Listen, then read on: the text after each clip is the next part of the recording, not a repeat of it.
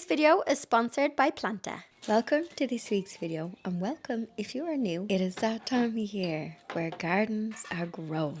In this video, I am going to be sowing my favourite annual seeds. Annual plants that make for very pretty flowers, but they're also great for cutting. So if you want to make a cut flower garden, they look lovely in a cottage garden style of planting. So if you like cottage gardens and cut flowers, settle in, get some tea, and I hope you enjoy. Before I do any seed sowing, I need to make some DIY makeshift seed tables. I had a leftover scaffold board from when I rearranged a greenhouse and some random pieces of wood. So I'm going to be using my woodwork table legs as legs and a random ladder that I can stick some pieces of wood onto, so they will become just my temporary seed tables, as I am up in my seed sowing game this year and I'm sowing way more seeds than previous years.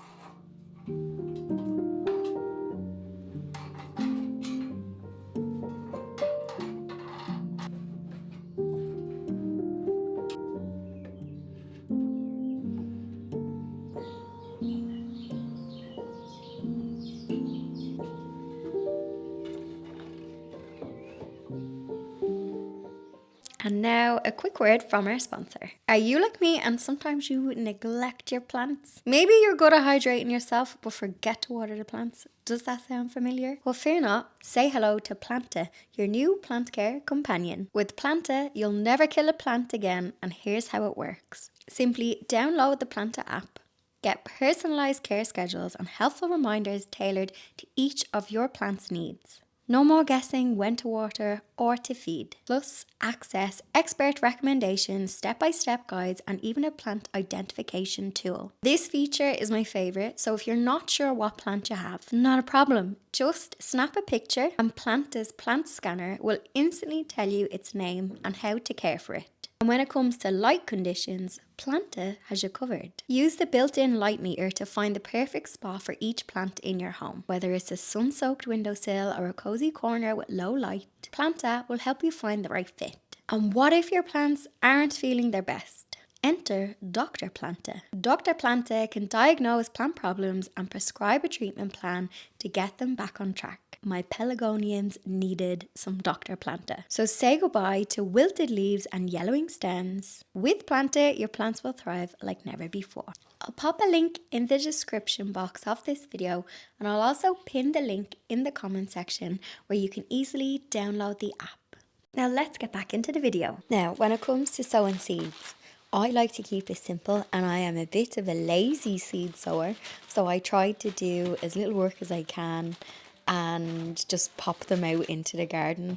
I know people put them in trays and then they thin them out and pot them on. I try and have as little steps as possible, and I grow things that are quite easy to grow. So some of my favourite annuals that are easy to grow are Cosmos and Zinnias, and these are amazing cut flowers. Now, I'm going to be using these little compostable pots.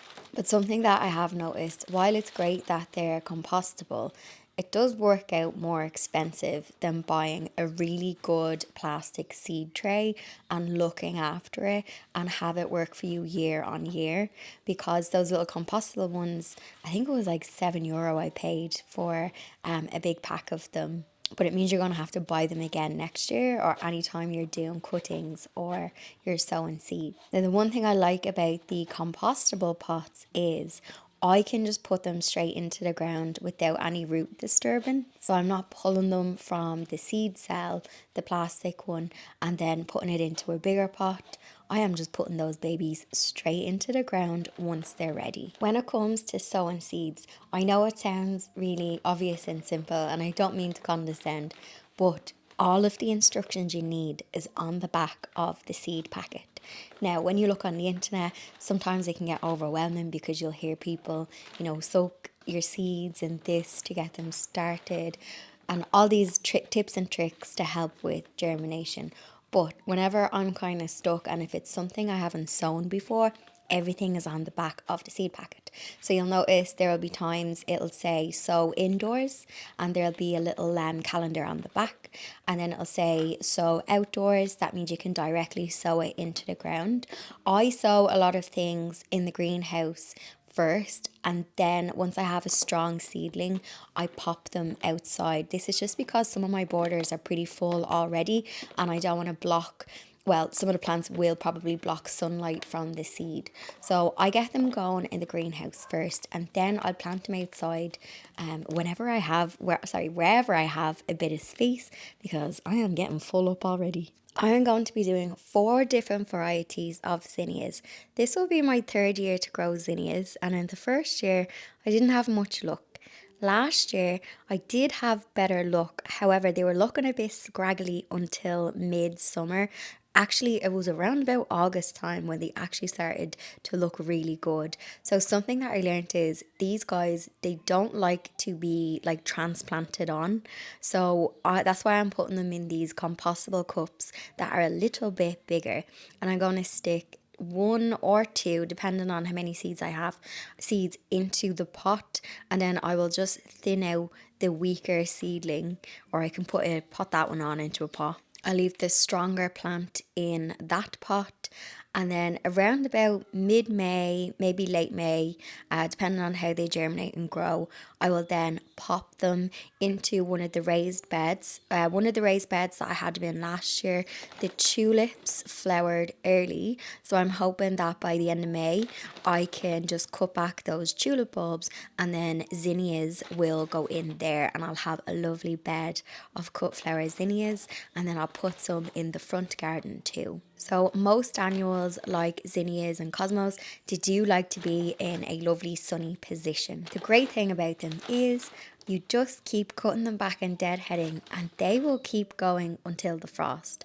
And zinnias, I left a couple of them over winter with their seed heads on them, and they look really pretty when they're drying out. So come about October time, we actually had a bit of a sunny October last year.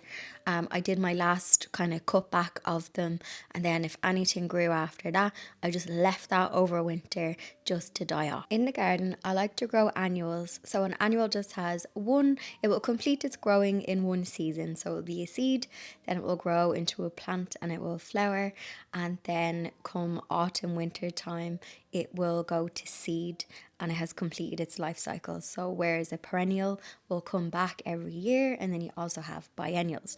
So when it comes to the garden centre and buying plants, I like to spend my money on perennials because you can propagate them, you can divide them, and you can get more plants. And when it comes to annuals, I try to not buy them, I try to grow them from seed.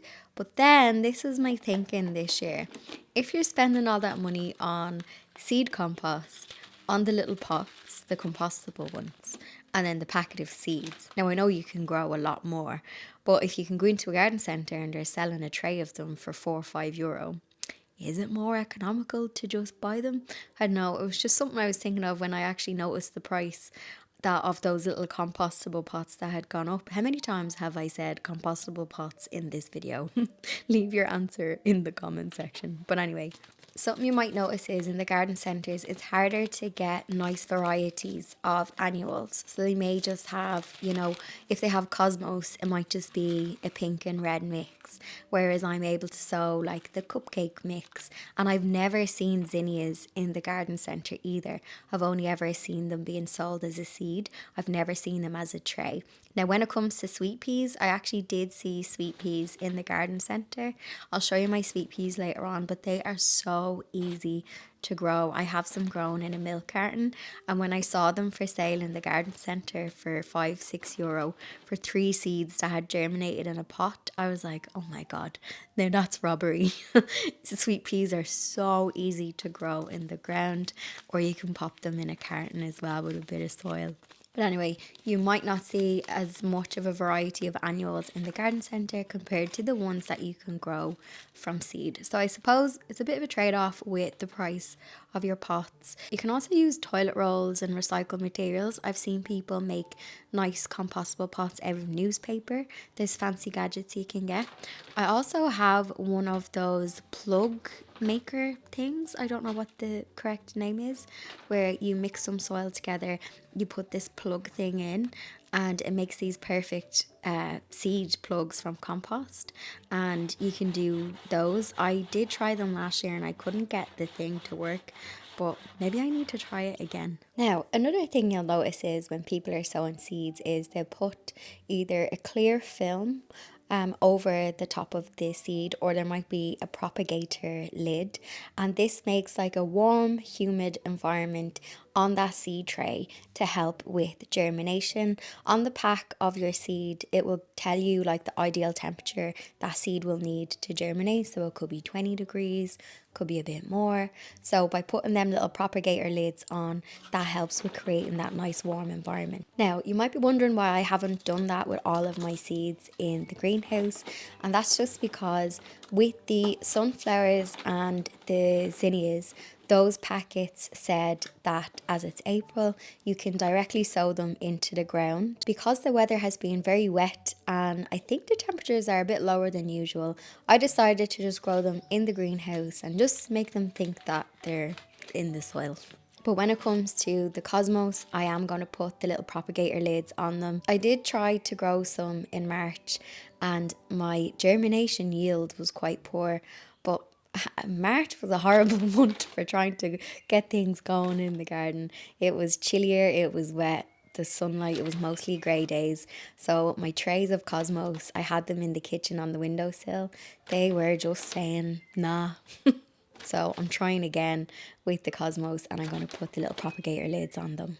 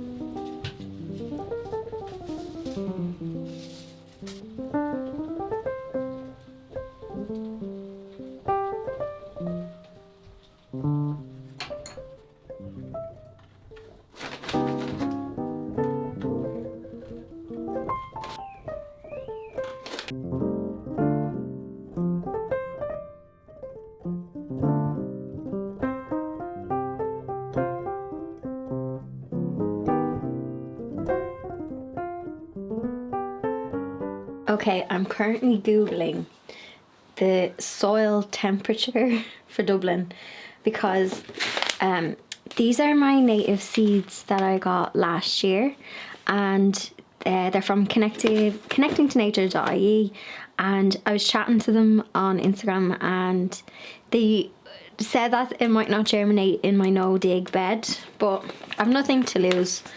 They did recommend forking over the bed, but I'm just gonna do it because a couple of you guys on the video where I was doing the no dig meadow prepping it, yous were saying that it worked for you. So hopefully the cardboard is starting to kill most of the grass. It says on the back of the packet, excuse the cobwebs, keep an eye on the weather, as soil temperatures should be 6 to 10 degrees at the time of sowing and for 2 weeks post sowing. So obviously I can't predict the weather, but I'm on the agricultural report. So Dublin Airport says the soil temperature is 7.6, it's up 1.3.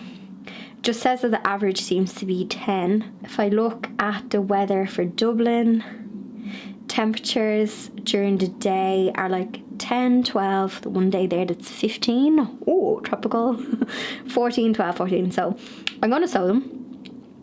They did say to mix it with some ready breck and that you're only supposed to sow like a teaspoon worth. I was going to sprinkle the whole bag, so when I showed them a picture of my thing they said literally a teaspoon worth.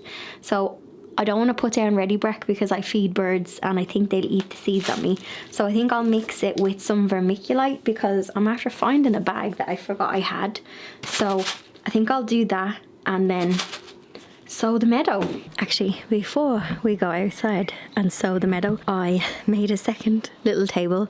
So I decided to finish off the packets of Cosmos. There is some artichoke here and I have Cosmos. I'll just put these down. I have Cosmos. I put the lid on them because I have 2 trays of Cosmos here that have been in the windowsill and germination wasn't great, and I think it's because I tried growing these in March when, yeah, it was cooler. So I decided, you know what, I don't know if I have much faith in this tray. There's a couple already germinated, so I decided to just do the pack. Then all of these are zinnias. I don't have these covered just because today it's warm enough, and it did say on the packet that you can directly sow them into the ground. So I was thinking I'll leave them with their lid off and I'll just keep an eye on the temperature. If the temperature drops, I'll stick on a little propagator lid. So I have 4 of those. There's going to be loads of zinnias if all of those germinate. The reason why I did these pots is because there's less root disturbance and I can just lash them straight into the ground. Then all of the sweet peas over here. I need to pinch out some of these. These have just been going wild. Oh, there goes a lawnmower. I hope you can still hear me. Yeah, I'm going to pinch out some of these sweet peas. Then this is calendula. I don't know what made me grow these. I think Karen was saying a calendula. They are a nice cut flower. You can actually eat them. But I think they deter something. Maybe. I have all of the sunflowers here. I've got the red ones. So I've got Claret and Harlequin, and I can't read my writing on this. But there was only it worked out handy because I just had enough seed trays for them. I can't read my handwriting on that. I'll find a seed packer for that one.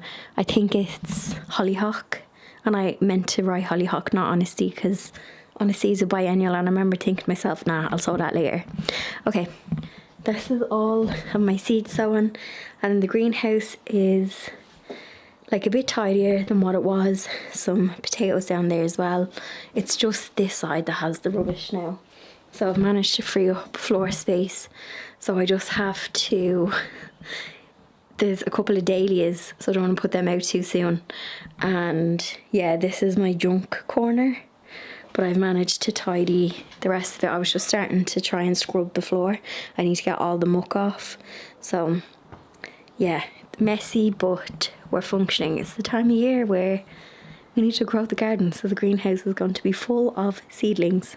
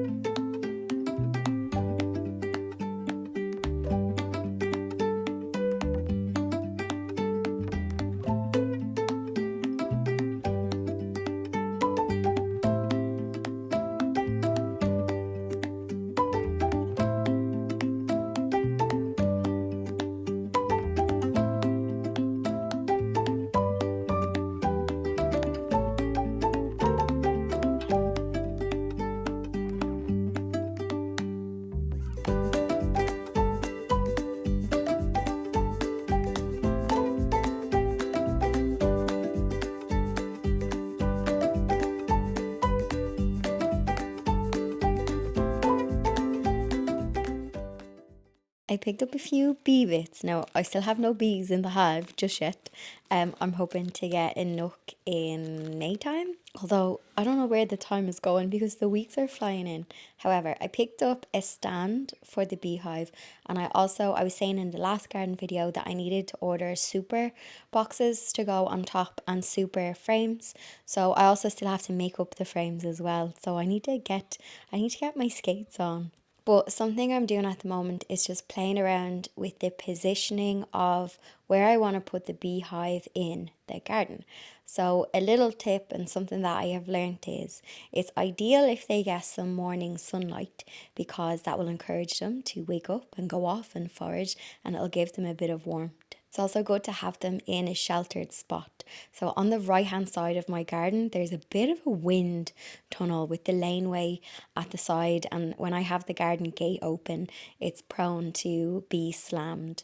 But just around the greenhouse area, it's kind of blocked by the wind. The tree helps, the high wall, and there's also trees the other side, so that helps block some of the wind. I also need to make sure that I can go behind the hive and that it's comfortable and easy for me to take the roof off, do hive inspections.